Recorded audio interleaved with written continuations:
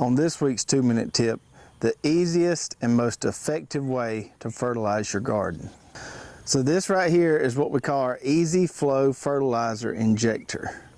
And this is basically a tank that you fill with fertilizer, and you have water coming in and then water and fertilizer going out into your water supply into your garden.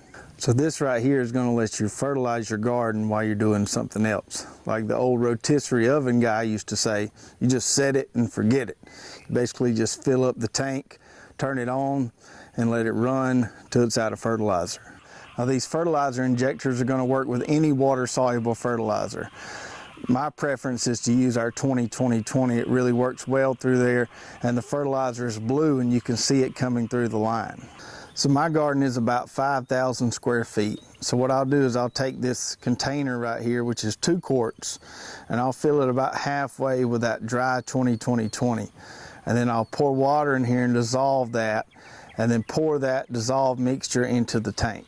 Now once you've got your fertilizer in the tank, you want to make sure you go ahead and fill that tank up with water. Otherwise you're going to have to wait for that to happen once you turn the injector on.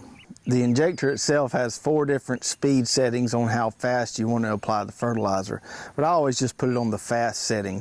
For my garden, it usually takes about 2 to 3 hours to empty that tank, or for the water running out of the clear line to be clear, and I know there's no more fertilizer left in that tank.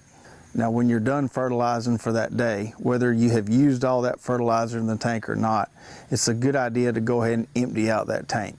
For one, you don't want to leave that tank under constant pressure, so you want to disconnect at least one of the lines so that tank is not under constant pressure while you're watering the rest of the time during the week.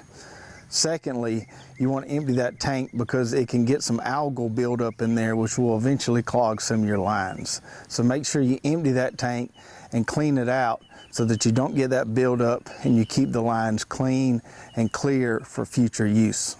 Now you could use this fertilizer injector with overhead watering, but it's most effective with drip irrigation, where you're putting that water and fertilizer right at the plant roots. So why would you water your garden and fertilize your garden separately when you can do them at the same time? You can do it quickly and you can do it more effectively.